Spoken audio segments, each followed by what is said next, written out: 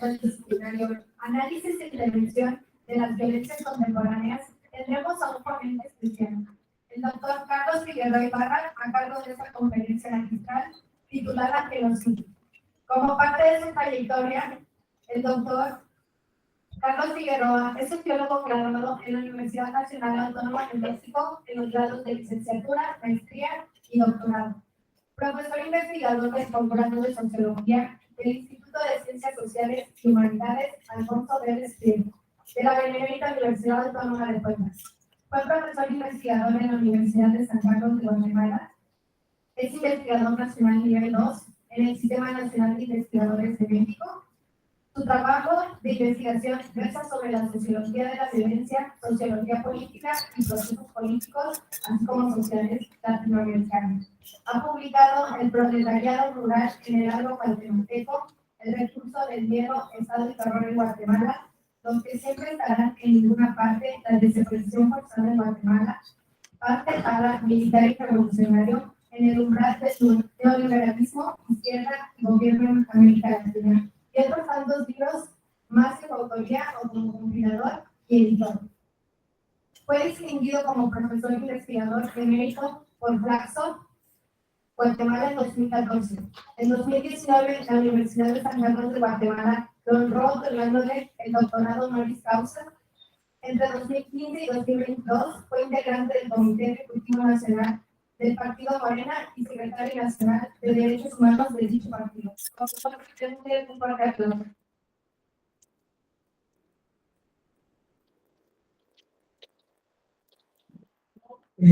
No me gustaría dejar pasar esta oportunidad para también dar un poco de él, que evidentemente está dando su currículum académico, que es muy amplio. Lo quisimos reducir por cuestiones de tiempo, pero sí, a mí me gustaría, aparte de la gran amistad de años que tengo con el doctor Carlos, me gustaría contextualizar algo, y algo que a lo mejor es importante para que se entienda las líneas de investigación que él aborda. Yo les comentaba que precisamente la disertación de él en esta conferencia magistral es el tema de genocidio, y creo que es la persona más idónea para hablar de este tema cuando precisamente él sufrió la persecución y precisamente fue parte del contexto de violencia que se dio en Guatemala en los años 80 por parte de la Junta Militar y diferentes dictaduras, como por ejemplo u otros, y bueno, su familia fue víctima precisamente de esta violencia de Estado. Entonces, no se puede también quitar de la esencia de Carlos Figueroa su lucha social, la parte del trabajo social o comunitario, que va, yo creo que siempre de la mano con la persona académica. Entonces, es un significado especial que yo aprecio mucho, no solamente por la cercanía, sino también por esa cuestión de su trayectoria social, de su trayectoria política y penal. Entonces, pido un aplauso para el doctor Carlos Figueroa.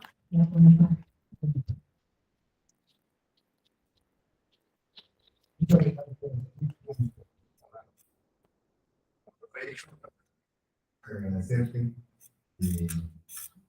no solamente esta invitación, sino quiero comentarles que Cristian fue mi ayudante cuando yo fui secretario estatal de Derechos Humanos de Morena.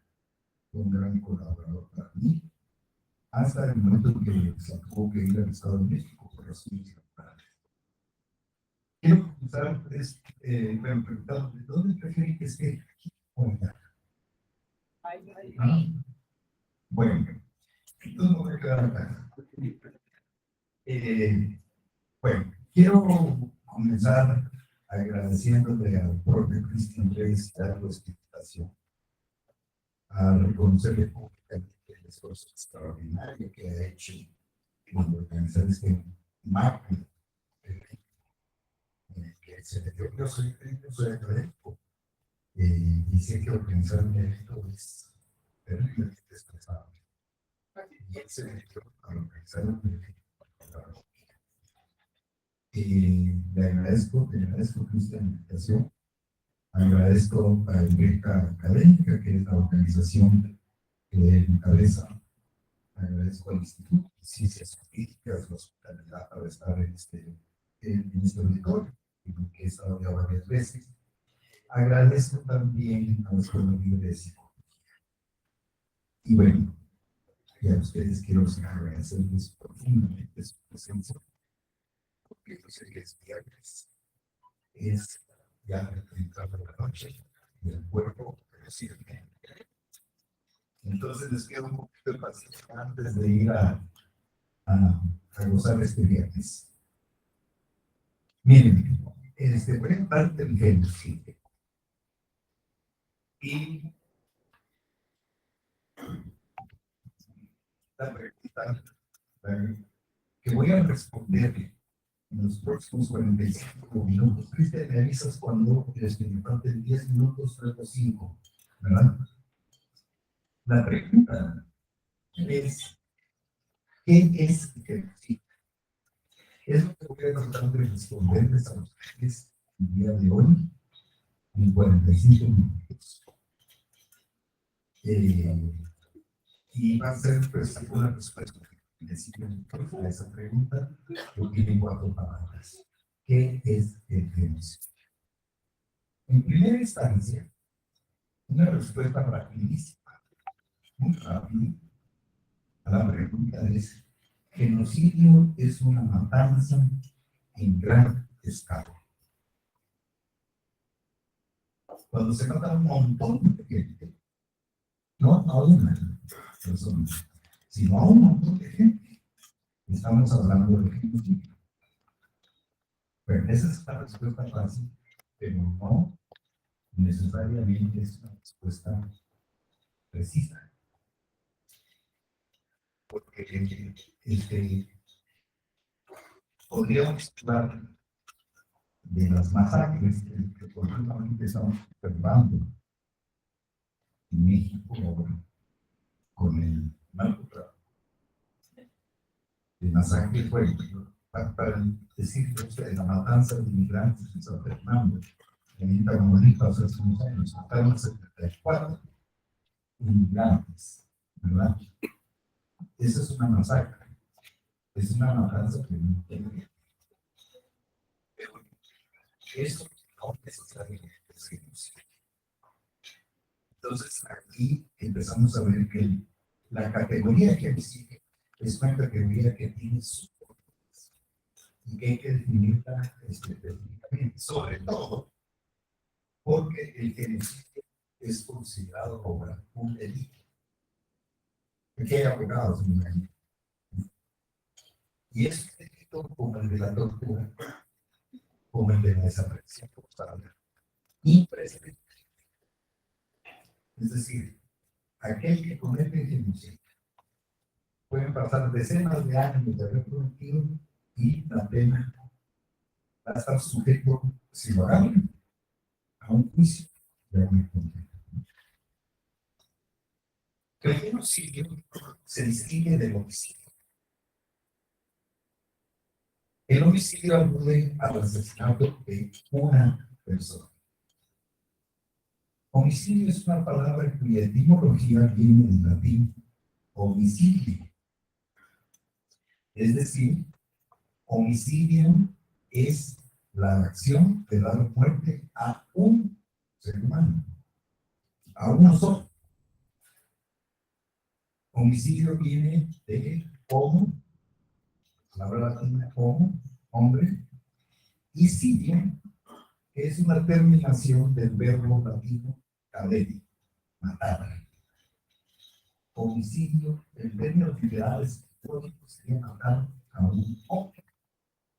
Ahora, para los que matar a un hombre, hay niveles. Es matar a una persona, a una sola. Entonces, si homicidio significa matar a una sola persona, genocidio significa matar a un grupo. Fíjense la diferencia. No es una persona, es matar a un grupo, que puede ser una raza, un pueblo. Matar a un grupo. Eso es lo que quiere decir genocidio. El término El genocidio fue acuñado por un judío polaco sobreviviente del genocidio nazi. Ustedes saben que en Polonia fue terrible el genocidio que hicieron los nazis. Y Rafael Lemkin fue el gran impulsor de que en el derecho internacional se considerara como crimen la muerte del grupo. Entonces, el término, para volver otra vez a la etimología, el término etimológicamente es una combinación etimológica del sustantivo griego genos. Genos quiere decir raza, pueblo, estirpe, linaje, grupo, origen común. Eso es género. Y el sufijo latino side o sidio, que como vimos es una terminación del verbo latino cadere, que es matar. Genocidio, en suma, reitero, es matar a un grupo. Lemkin vio realizado su sueño en 1948, cuando las Naciones Unidas se constituyeron en el contexto de la Secretaría Mundial, que es una posguerra. Las Naciones Unidas aprobó una convención que tiene un valor jurídico. La convención se llama la Convención para la Prevención y la Sanción del Delito de Genocidio. Eso fue lo que aprobó en diciembre de 1948. Y los efectos legales de esa convención empezaron a operar me parece que en enero de 1951. La Convención de la ONU contra el genocidio se volvió una demanda imperativa cuando el mundo descubrió como horror lo que había pasado en Europa en el contexto de la dominación nazi. Cuando las tropas soviéticas entraron a Polonia, descubrieron a Auschwitz, ese campo de concentración espantoso, que no solo era Auschwitz, sino que tenía una combinación entre Treblinka, Auschwitz y otros campos, que eran campos de exterminio, donde se aniquilaban a 20.000 personas. Además, como buenos alemanes, los alemanes hicieron un genocidio con una tecnología industrial. Los campos se tuvieron fábricas, ¿verdad? Con barracas donde se clasificaban a las personas, niños, mujeres, hombres, viejos, enfermos, sanos, y había toda una tecnología organizativa para conducir a los judíos, que no solamente eran judíos, pero no me diría, pero hay que gitanos, y este es un genocidio que nosotros de los gitanos. Había homosexuales, había comunistas, izquierdistas, o sea, gente que el régimen nazi había dispuesto que debía ser eliminado. Entonces, cuando los soviéticos entraron, descubrieron y empezaron a verse escenas filmadas que todavía ustedes las pueden ver por de montañas de cuerpos tirados, desnudos, fosas llenas de cadáveres. Eso lo descubrieron. En la película que se llama El Pianista, no sé si ustedes bien. Yo no sé por qué, pero hay a los que se la parece como que descubrieron los campos de concentración con los soldados griegos. tal vez ustedes recordaron, fueron soviéticos que llegaron y llegaron a Polonia y vieron esa cosa horrorosa. Entonces el mundo contribuyó con que se había producido una matanza en gran escala, que había sido caída totalmente. Y aquí es donde entramos en una cosa muy desconocida. Sabía el pueblo alemán lo que estaba sucediendo. Yo pienso que para matar a 6 millones de judíos se tuvo que armar un dispositivo de genocidio de 450 personas. Era el personal que organizó. Y multipliquen esos 450 por 5 personas que eran sus familiares, los cuales pudieron haber matado.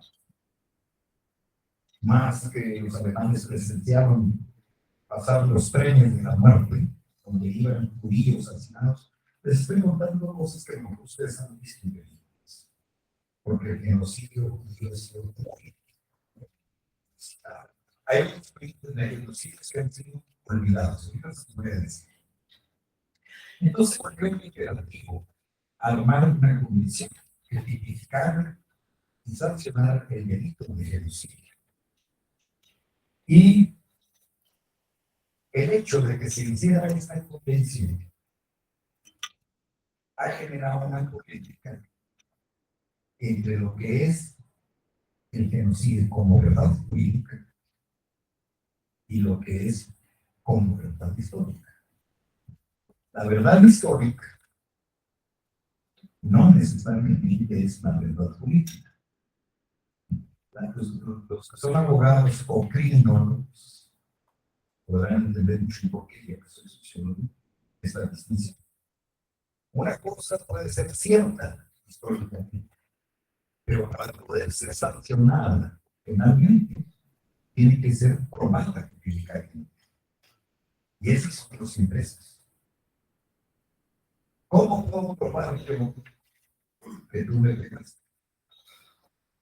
Hace poco acabo de ver ese ahí donde vivo, fíjese, es el vigilante de la cuadra de pega porque sí, me sacó sangre, ¿verdad? ¿Cómo es posible que la cuadra de pega porque sí? Pero estas cosas suceden. Llega la policía y el oficial dice, no puedo hacer nada. No puedo hacer nada, pero cuéntame con una persona si ve a un señor ahí con el ojo sangrando y todo, esa es la verdad histórica. El oficial dijo, sí, pero no lo vimos en flagrante. O sea, que yo como oficial no lo vi que estaba pegando, no le puedo hacer nada. Esa es la verdad política, ¿no? Entonces, la convención para la prevención y la sanción del delito de genocidio fue un enorme avance, pero ha creado una discordancia entre la verdad jurídica y la verdad histórica. Porque no todas las matanzas en gran escala pueden ser tipificadas como genocidio por la manera en que se redactó la convención, esa convención para la prevención y sanción del delito de genocidio. Pero ha acontecido entonces que una matanza en gran escala y sociológica, históricamente, el genocidio puede ser explicado es una matanza en gran escala, pero puede ser disputada jurídicamente, en el sentido de que esa matanza en gran escala se califica de genocidio. Voy a explicar. Esto sucede porque según la Convención de la ONU, para que un crimen de esa humanidad pueda ser calificado de genocidio, debe cumplir con los siguientes requisitos. Fíjense ustedes, ahorita se lo voy a decir. Eso es lo que dice la Convención. Y es lo que jurídicamente a eso se tiene todos los juicios que hay sobre el genocidio.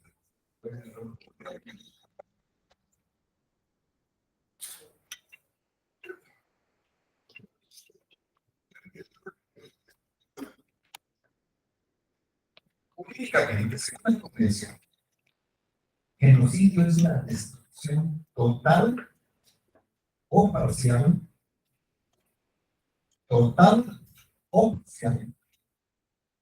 de un grupo, pero la convención pone solamente 4 grupos.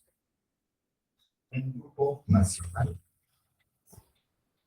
un grupo racial, un grupo étnico y un grupo religioso. Son 4 grupos. ¿Qué pasa cuando hay la aniquilación del grupo? Que no es ni nacional, ni religioso, ni racial, ni étnico. ¿Qué pasa con un grupo, por ejemplo, un grupo político, que es aniquilado total o parcialmente? Jurídicamente no es genocidio, porque no está considerado así en la convención. ¿Verdad? Bueno, y luego agrega la convención. Destrucción total o parcial significa matanza, asesinato, atentado grave contra la integridad física, sometimiento del grupo a condiciones de vida que lleven a su exterminio total o parcial. Es decir, yo puedo agarrar a un grupo racial, étnico, religioso, nacional, y lo meto en un campo de concentración, no le doy de comer, pero todo lo que parece las películas que hicieron más, no lo estoy matando, pero estoy creando condiciones para su exterminio. Eso es genocidio, ¿verdad? Lo que están haciendo en el Estado israelí con los palestinos en los territorios ocupados, pero por supuesto eso no es visto como genocidio, porque también, como ustedes saben, la ley practica eso. Otro elemento que forma parte que está tipificada en la convención, o genocidio, son las medidas destinadas a impedir nacimientos étnicos. Si digamos, existe campañas de esterilización máxima de indígenas, eso es genocidio. Y otro elemento es que haya, por ejemplo, sustracción forzosa de niños de grupo para llevárselos a otro grupo. Es decir, niños, qué sé yo, como ustedes estuvieron agarrando a un grupo de niños judíos, los agarran y se los llevan a otro lado y les quitan su identidad judía. Porque eso forma parte de acciones que externan al grupo, porque externan su reproducción. Y el otro elemento del genocidio que dice la convención es un elemento bastante espinoso. El primer elemento es que solo son 4 grupos, cuando pueden haber muchos grupos. ¿Verdad? ¿Qué pasa si hay una matanza de homosexuales, por ejemplo? O de lesbianas, o de retrasados, de discapacitados intelectualmente, o de microláticos? Esos son grupos. No sería genocidio, porque están entre esos 4 que hablamos. Y el otro elemento que es algo controversial de esta convención es que dice que haya habido intencionalidad. ¿Cómo probamos? Porque alguien puede decir, oiga, usted mató a un grupo de indígenas, pero esa persona puede decir, porque parece una oscura, puede decir es que fue sin querer queriendo, como se llama mucho, ¿no? ¿Cómo me prueban a mí que fue intencional? Porque lo hice. Entonces, esta es como la condición de la cual se agarran los defensores de genocidio. Ahorita voy a explicar un caso. Bueno, hay que decir que la propuesta de Rafael Benki en 1946 hablaba de 5 grupos y agregaba a los grupos políticos. Pero resulta que ¿Qué creen? La Unión Soviética se opuso a que se retire el grupo político. Yo creo que esto se debió a que el Stalin era la realidad en ese momento, tenía la cola machicada con matanzas de grupos políticos, entre ellos los disidentes del Partido Comunista de la Unión Soviética. Este hecho y la intencionalidad ha servido para los defensores de los conocidos el diseño de la organización de ejecutivos, una forma de vivir. En primer lugar, ¿qué pasa si la matanza en gran escala no tiene como objetivo una limpieza étnica o religiosa? Matamos, pero no lo hicimos con el ánimo de exterminar a los pueblos originarios. O no lo hicimos con el ánimo de exterminar a católicos o evangélicos. Eso fue lo que arguyeron los defensores de Ríos Montt, indicador genocida de Guatemala. Dijeron, bueno, sí hubo cosas terribles en el conflicto interno, pero el sentido de la matanza no era eliminar a los pueblos mayas, sino era una lucha en contra de los comunistas. Vean ustedes cómo se dio el delito de genocidio, porque si hubiera habido entre los cuatro se hubiera el grupo político matar comunistas reales, supuestos, entrarían como en la tipificación jurídica del delito de genocidio. O sea, la matanza preparada durante el conflicto armado en Guatemala, en efecto, no perseguía acabar con los pueblos mayas. Lo que se hacía, como era el contexto de la Guerra Fría, era acabar con los comunistas. Por supuesto, el anticomunismo crea una categoría de comunistas bastante amplia. El genocida puede calificar de comunista a cualquiera de ustedes, ¿verdad? Alguien puede ser comunista porque forma parte de un partido comunista, puede ser social cristiano, el genocida dice que usted es un comunista. Entonces, por ejemplo, el genocidio en Indonesia, en 1965, 1966, fue una matanza de, no se sabe exactamente, fueron 200,000, otros dicen que fueron 500,000, y hay quienes llevan la cifra de matanza en ese 1966 hasta de 3 millones de personas. Y a esas personas las mataron no por su origen étnico, social, religioso o nacional, sino porque fueron calificadas de comunistas. Fue una matanza de carácter anticomunista. Bueno, entonces, el otro elemento, en segundo lugar, pues, ¿cómo se prueba la intencionalidad de cometer genocidio? ¿Cómo se prueba? Es una cuestión subjetiva, ¿verdad?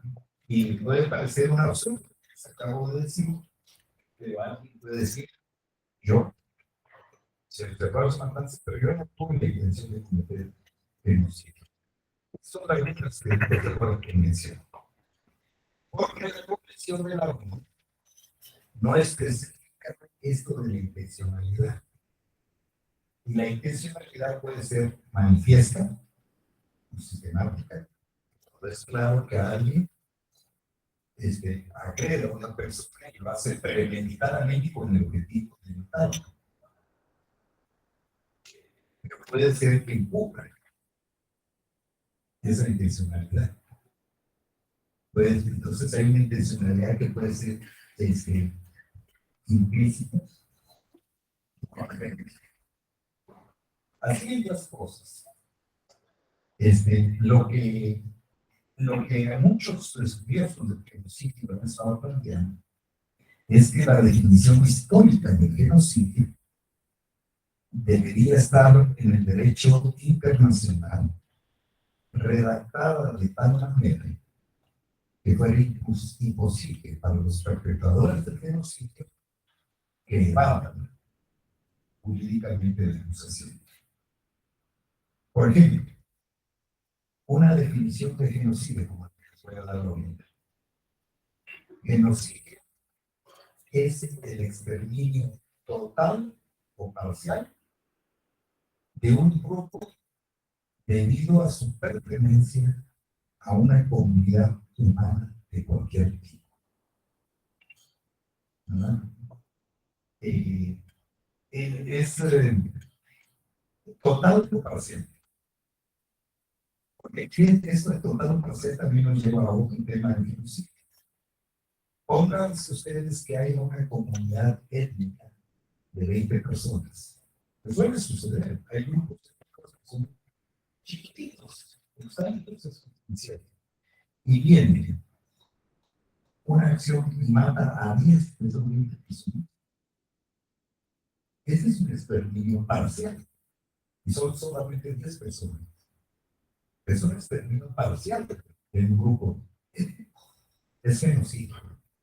Por lo tanto, aunque definimos que generalmente el genocidio es una matanza en gran escala, total o parcial, puede ser en pequeña escala y tener los mismos efectos, porque está exterminado parcialmente a un grupo, o que mata a la gente.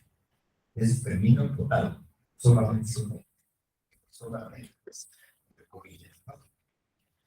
Bueno, entonces, tiene que ser genocidio, es el exterminio total o parcial, con una intencionalidad que puede ser manifiesta o implícita.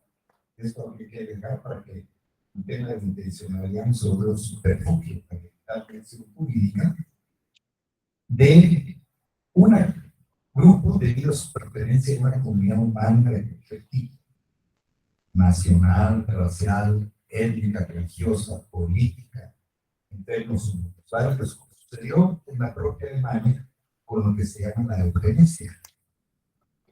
La eugenesia es el exterminio de personas que se consideran que no son aptos para mejorar a la especie humana. Los alemanes, ¿verdad?, intentaron hacer eso y empezaron a liquidar a discapacitados militares alemanes, pero no es que eran alemanes, eran judíos. Entonces la Iglesia Católica Alemana se levantó contra eso y paró la eugenesia. Pero la eugenesia es una eugenesia, porque está aniquilando a un grupo determinado, ¿verdad? Grupo que pertenece a una comunión de cualquier tipo. Eso incluye a una comunidad humana armada en relación a la orientación sexual o al género. ¿Qué pasa si hay una matanza de mujeres? Como la que sucedió, por ejemplo, en los siglos XIII y XIV, cuando se hizo en Europa lo que se llama la cacería de brujas. ¿Sí han oído ustedes hablar de la cacería? Lo que hicieron fue mandar a miles y miles de mujeres en la hoguera. ¿Por qué? Pues las acusaban de brujas. Generalmente eran mujeres hermosas, con una sabiduría de conocimientos tradicionales de medicina, ¿verdad?, a los cuales la ignorancia les adjudicaba ser agentes del demonio. ¿De dónde viene la escoba de las brujas? Viene de que estas mujeres sabían que la limpieza de las casas debería ser aplicada para evitar la peste. La peste bubónica, que mató millones de personas, era debido a la presencia de ratas con pública, eran los agentes transmisores de esa peste negra, ¿verdad? Estas mujeres sabían que la limpieza, los cuidados de higiene deberían ser llevados a cabo para evitar estas enfermedades. Bueno, voy a pasar a relatarles brevemente ¿Tengo que dar?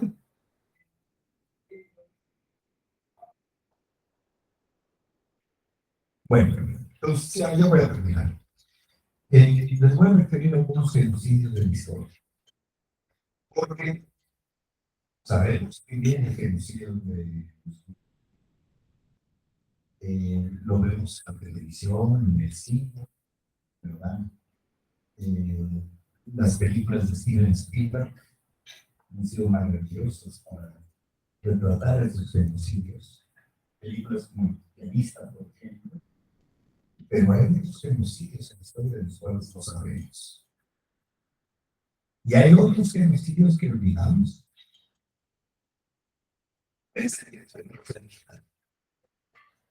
Por ejemplo, uno de los genocidios más grandes que han habido en la historia es el genocidio de los pueblos originarios de América Latina, lo que es hoy América Latina, que comenzó con la conquista española y portuguesa. Solamente en México la población bajó en 2 siglos de 23 millones a 2 millones y pico. Imagínense ustedes que este ejemplo. Otro genocidio enorme es el de los pueblos originarios de Estados Unidos y de Canadá, gracias a la conquista británica y francesa. A ustedes ya están un poco chicos, ya no vieron esas películas que yo me di. Pero sí sabían que había películas de indios y vaqueros. Sí. No sé si las han visto, porque ahora ya no se hace. Ahora es políticamente incorrecto. Pero yo es de mí viendo películas de cowboys. Y les confieso aquí entre nos que tengo fotografías de niños disfrazados de vaquero, con pistolas y todo eso. Porque el llanero solitario, el Pótalo Casi, Ronnie Warriors, Red Rider, etcétera, eran los héroes que veíamos los niños en los cómics, en las series de televisión. Rin Tin Tin, el perro era de la caballería estadounidense. ¿Qué era la caballería estadounidense? Era un dispositivo para matar indígenas en los Estados Unidos.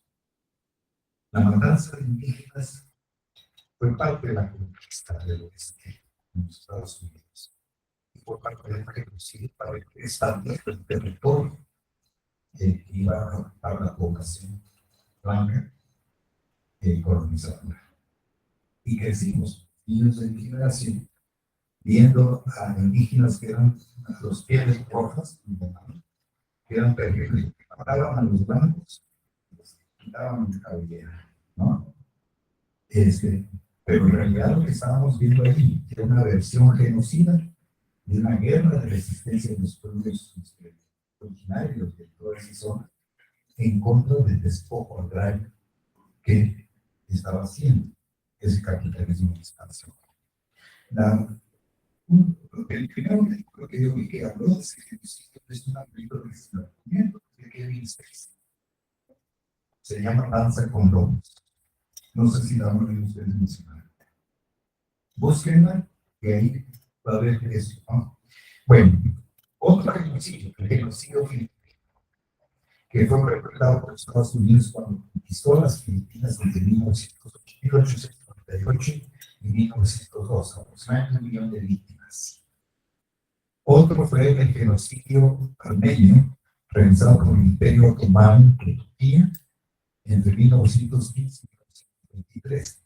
2 millones de personas asesinadas de armenios. El genocidio judío, del que ya había hablado, y el genocidio en Guatemala, que era del cual yo soy sobreviviente, por cierto, ¿no? Es observado que en 1970 y 1946, perpetrado por la dictadura militar y que mató a 200,000 personas. En un país que en ese tiempo era de paso de 3 a 2 millones de personas. Proporcionalmente es el genocidio más grave que ha habido en América contemporánea, que se tuvo en Guatemala.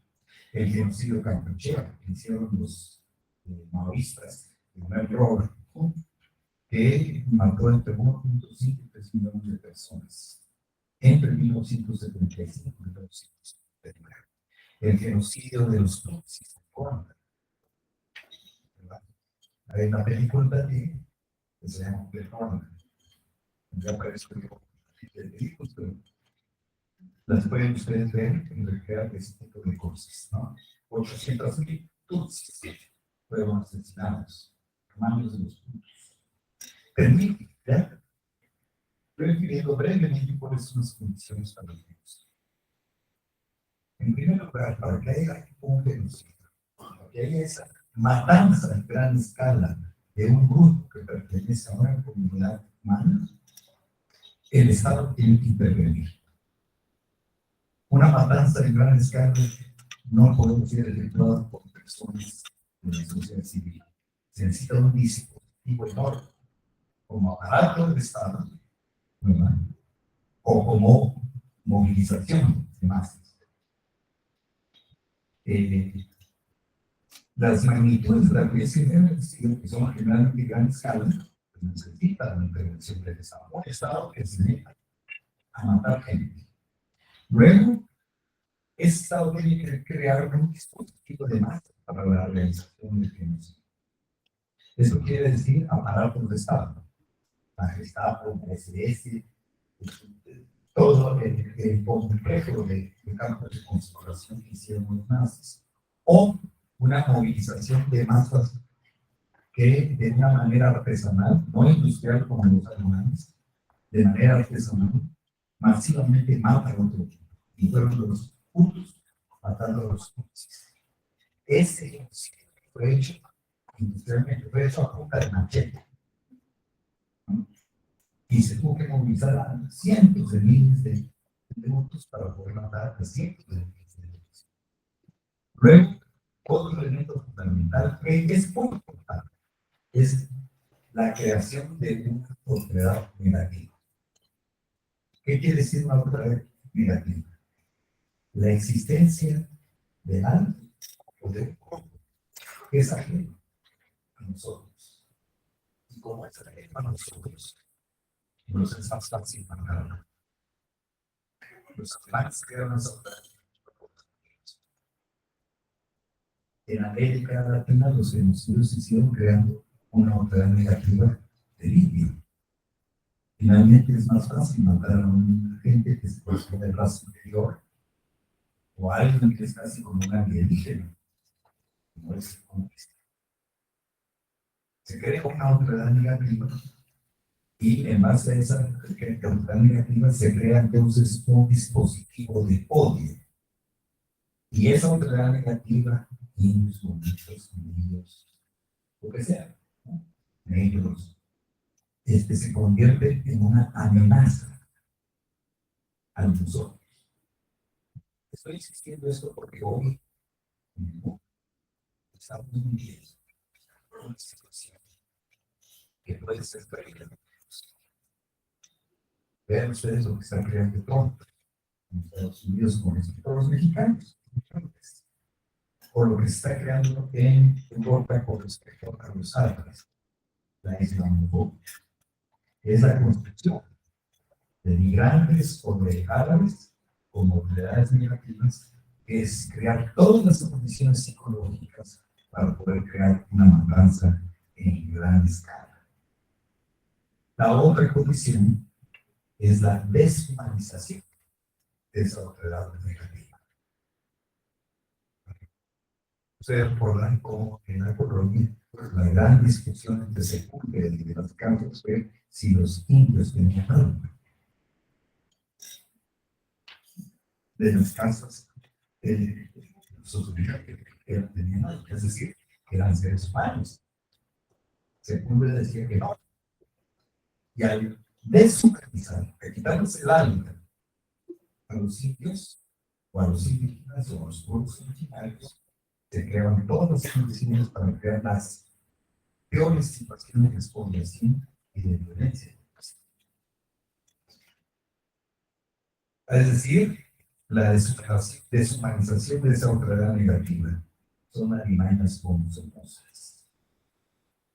Una de las propagandas que se hicieron por antes de la matanza de los tutsis fue decir que los tutsis eran cucarachas.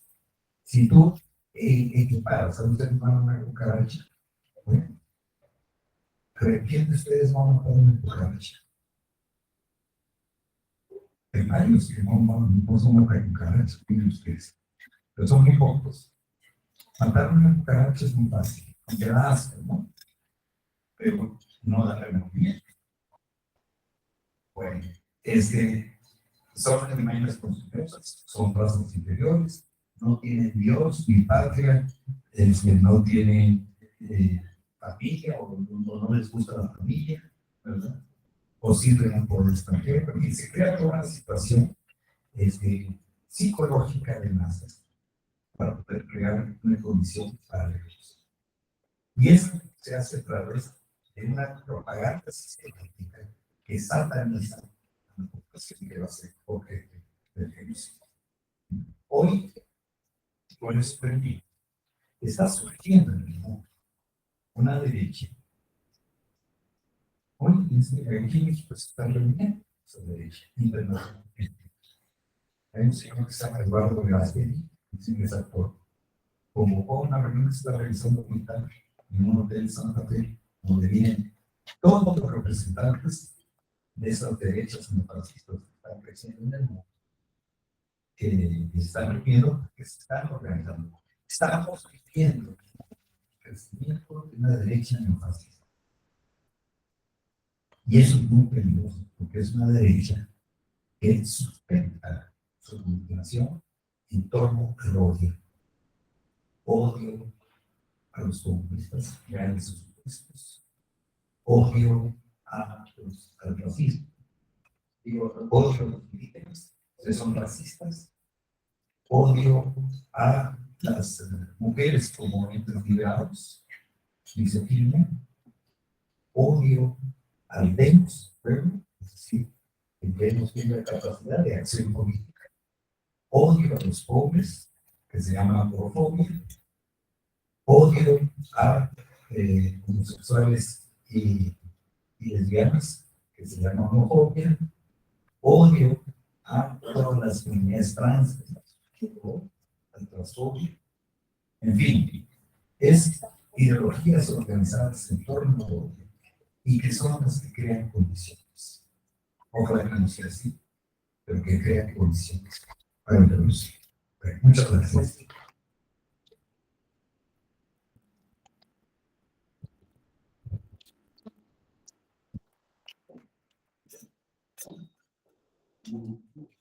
Sección de preguntas. ¿Alguien gusta tomar el micrófono? ¿Alguna duda o comentario?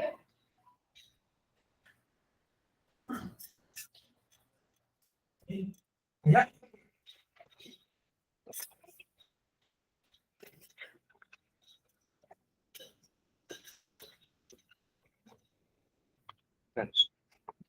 Hola, buenas tardes. ¿Qué tal, doctor?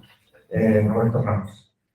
¿Usted cree que, bueno, históricamente en Latinoamérica hubo una serie de dictaduras entre la primera y la segunda parte del siglo pasado, dictaduras que fueron pues, patrocinadas de cierta medida por el mundo y que elevaron de alguna manera el poder militar a poder de Estado y pues tenemos por ejemplo Argentina, Chile, Brasil, entre otros. Hoy nuestro país vive un proceso de militarización. Sabemos que de alguna manera no estamos exentos del riesgo que puede existir a mediano o a largo plazo una dictadura militar en México. ¿Cree que esto sea posible? ¿Cree que pueda existir el riesgo de un genocidio a manos de poder militar en México?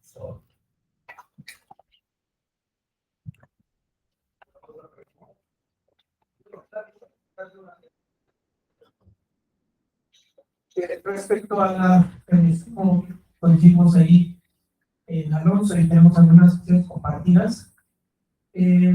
¿No considera que el presidente genera una otra negativa respecto a otros que no piensan dentro de su marco ideológico, dentro de su comprensión del mundo de la política, de lo que ahora se ve la mayoría que lo apoyan, no se está generando una autoridad negativa respecto a eso.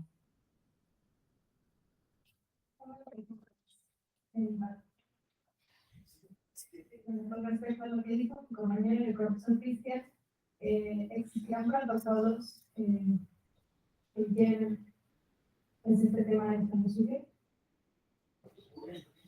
protocolos de prevención o atención.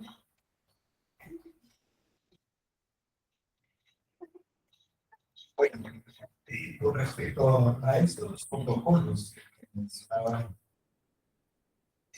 usted, sí, está tipificada, incluso en la Convención Nacional, la Convención está para las sanciones de identificación de genocidio. Sí están tipificadas cuáles podrían ser acciones que pudieran generar esta posibilidad. Yo no soy jurista, no sé exactamente en qué protocolos, pero sí hay, digamos, vigilancias con respecto a este tipo de situaciones. Y en esto pues también existen tribunales internacionales. Por ejemplo, la Corte Penal de La Haya, que está, digamos, pendiente de este tipo de situaciones. Ahora, como suele suceder, una cosa son los protocolos y otra cosa es que se vuelva una realidad efectiva. ¿Por qué? Díganme ustedes si no debería ser sancionado el Estado de Israel por lo que está haciendo en Palestina. ¿No? Es clarísimo. Si ustedes van a la franja del Gaza y Cisjordania, ese es un enorme cambio de concentración con condiciones verdaderamente miserables. Esto entra dentro de la identificación de genocidio, porque es crear condiciones, no directamente matar, es crear condiciones para que esté bien, en este caso para pero además también vean ustedes los bombardeos israelíes ¿no? Sistemáticos bombardeos en los cuales no hay, digamos, bombardeos hacia objetivos militares, no son hacia la población civil. Esto se llama terrorismo, porque terrorismo no solo es el que va y le pone una bomba en un camión, el Estado puede ser terrorista también.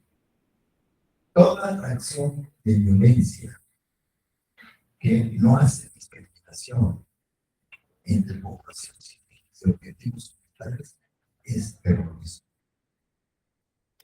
Yo les ruego que se queden con esta definición de terrorismo. ¿Quién es terrorista? Aquel que efectúa o que está o persona que efectúa acciones que no distinguen poblaciones de objetivos militares. Esa definición lo que hicieron los Estados Unidos en Hiroshima y Nagasaki, con las bombas atómicas que lanzaron, es terrorismo o no es terrorismo.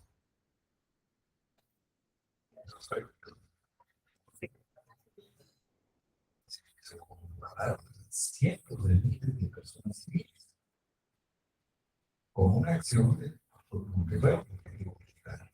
Bueno, esta es una cosa. Bueno, en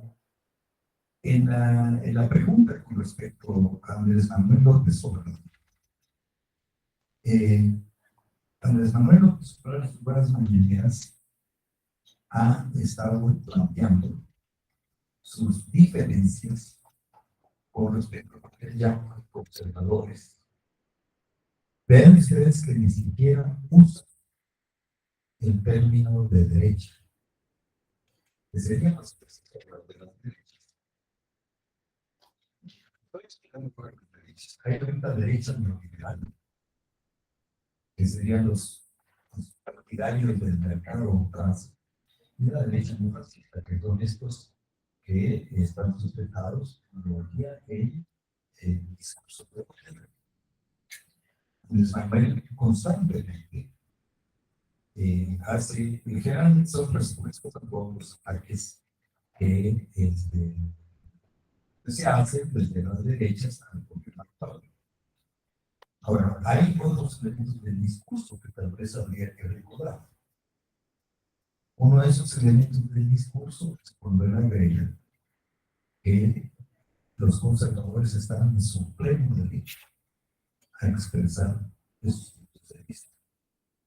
Y hay otro elemento que también ha agregado permanentemente, que esas derechas se están portando bien, porque están actuando en el marco de la libertad. No están originando acciones violentas ni subversivas. Y hay otro elemento que también creo que es muy importante en el discurso. Dice que esas derechas de los conservadores son mexicanos, como todos nosotros.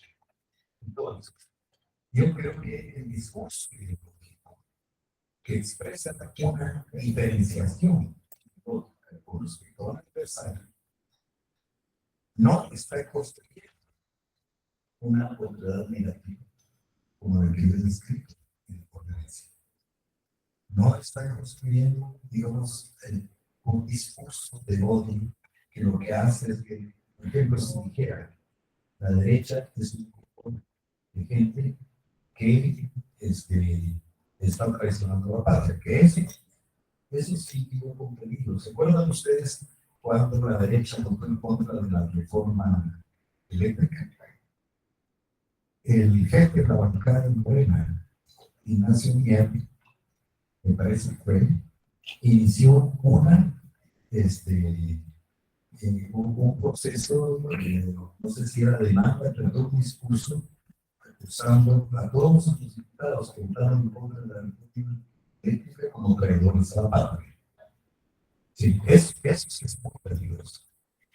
Eso sí se convertir en un discurso que mal interpretado por los seguidores puede terminar en eso. ¿No? En fin, yo creo que todo este tipo de discursos de contraste deben ser hechos en efecto con mucho cuidado porque pueden tener consecuencias imprevistas. Para yo les recuerdo, no nos colocó en una situación de serio peligro la campaña negra de 2006 cuando se dijo que era un peligro para mí. Yo creo que sí. Estaba creando una barrera negativa. Tan negativa como calificar de traidores a aquellos que votaron. ¿Verdad? Un discurso más venezolano sería: son mexicanos que tienen una idea de patria que es distinta a nosotros. ¿Verdad? Bueno, esta es, digamos, una respuesta a la segunda pregunta. Roberto Pérez, sí. Muchas gracias por la pregunta. Esa pregunta ameritaría una conferencia completa. Fíjense ustedes, pueden estar diciendo, hagan ustedes un contraste entre la historia de México y la de el de América Latina después de su charla. Si ustedes se fijan, después de su charla, Guatemala, Panamá, excepto Costa Rica, todos los demás países tienen dictaduras militares. Y México. México no ha tenido nunca una dictadura militar. Esto tiene que ver con la manera en que se constituyó el Estado moderno en México. Eso es muy importante tener en cuenta, Roberto, para poder hacer un análisis preciso de estos peligros. Los dos grandes generales de la Revolución Mexicana, cada las calles y las carreras. No fueron militares de escuela.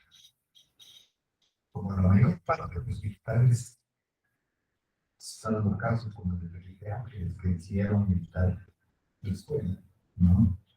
La mayor parte de los militares son militares forjados en la lucha revolucionaria. Y esos dos grandes militares no tenían en la cabeza al ejército como actor vertebral del Estado. Es el caso de Francisco J. López, general. Él decía, yo fui general, porque me era la bola, pero en realidad yo no considero militar. Y era un estadista, hubiera sido el presidente, que Cárdenas decidió que no, le dio miedo a armar la organización. Estos dos generales no construyeron al ejército como eje vertebral del Estado, que eso es lo que es una dictadura militar. La dictadura militar es un Estado en el cual el eje vertebral del poder político es el ejército. Y las Fuerzas Armadas, y concretamente el alto mando. Se lo digo yo con conocimiento de causa. Y vivo una parte de mi vida bajo una dictadura militar, y soy sobreviviente, como cristiano, una dictadura militar. ¿Qué fue lo que crearon? Dar por las calles y dar ferrocarriles. Crear un partido de Estado. Crear un régimen autoritario no sustentado en el ejército, sino en un partido. Nosotros era un partido corrupto, autoritario, que ejercía violencia, en fin, todas las dudas que conocemos al PRI. Y al antecedente que fue el PRD y el PNR, ¿verdad? Partido fundado en 1929, un partido liberal, corporativo, que además tiene una cultura política profunda, que es la cultura política prevista, que nos padre a todos. Porque es una cultura política que permite a los más recursos de la sociedad. Entonces, yo realmente, el gran peligro que veo, se lo digo francamente, no es de una dictadura militar. El gran peligro que veo es que Morena, después incluso yo he sido dirigente, repitan la historia de ser un partido de Estado. Pues que repitan la historia del PRI, ¿no? Y que después te dan una gran lucha y todo eso, y sí, es una gran vuelta, pero no. Ese es el gran reto, ¿no? Que los militares estén metidos en diversas actividades, ya hubiera querido yo, en lugar de estar montando gente, estuviera construyendo recuerdos.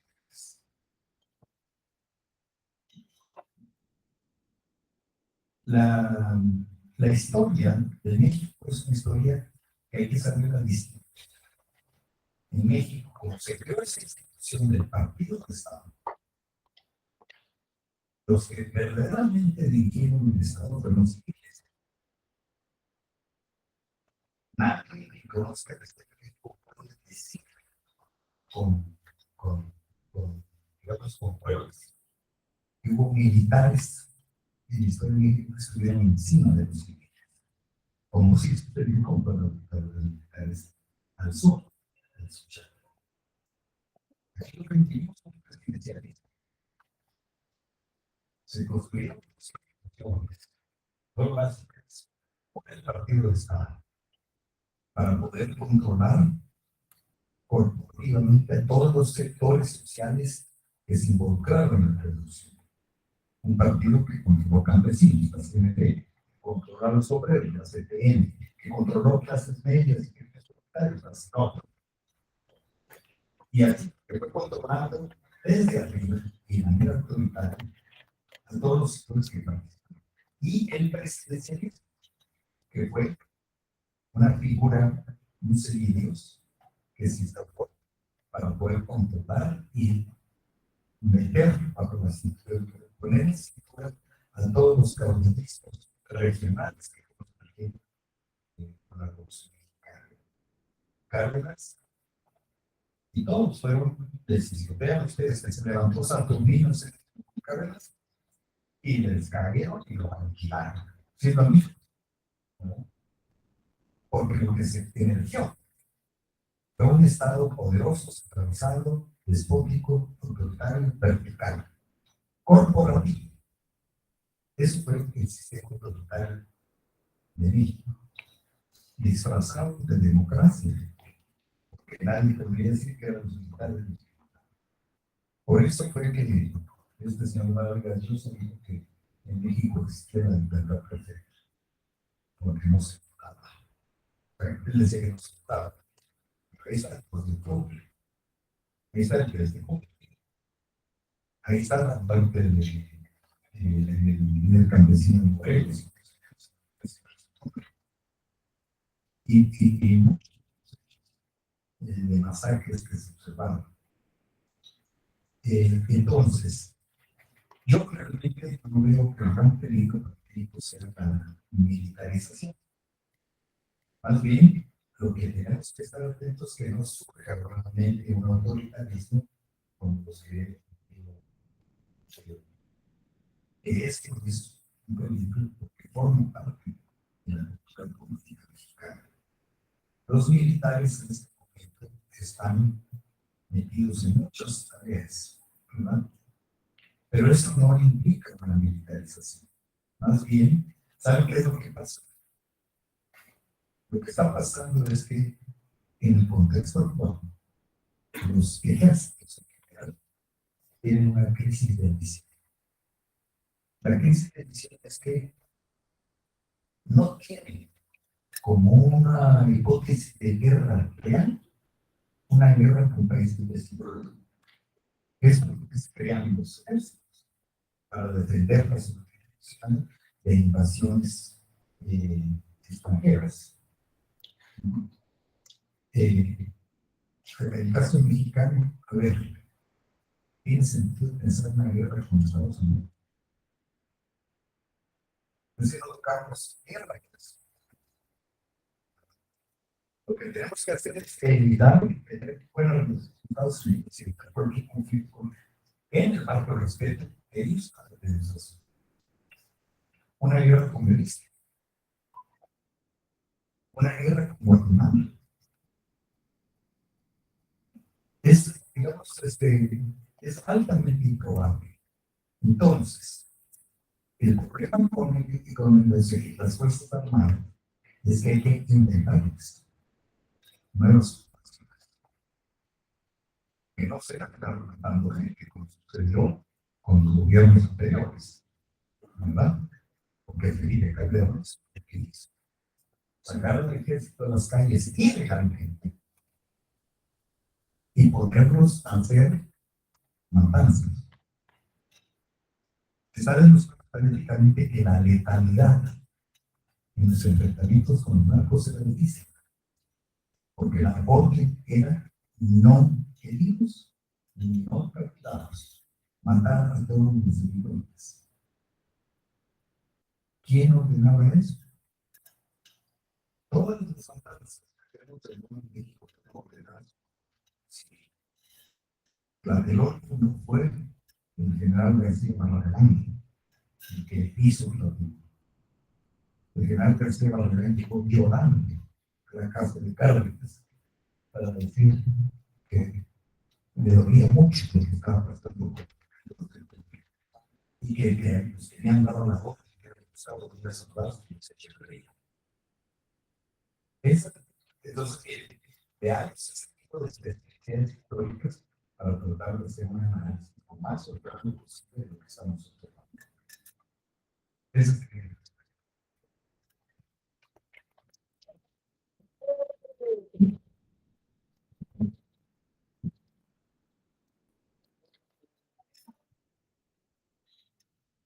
Con esta última ponencia magistral, damos por cerrado el primer día de actividades, no sin antes otorgarle un presente a nuestro ponente.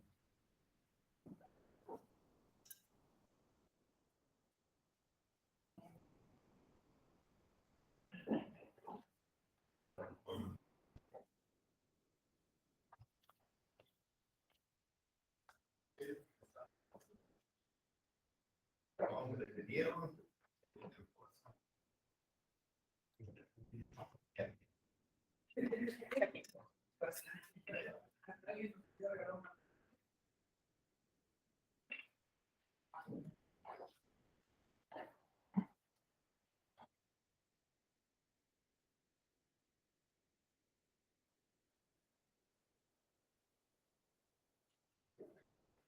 Muchas gracias.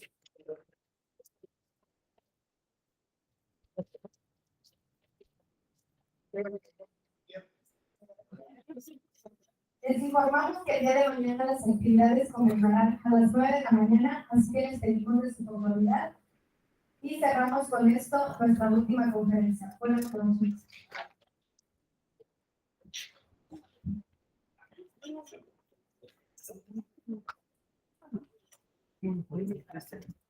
Gracias, segura, pero cuídense mucho, por favor.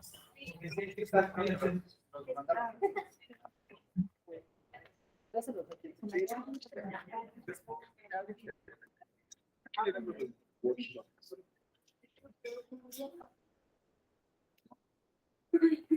you.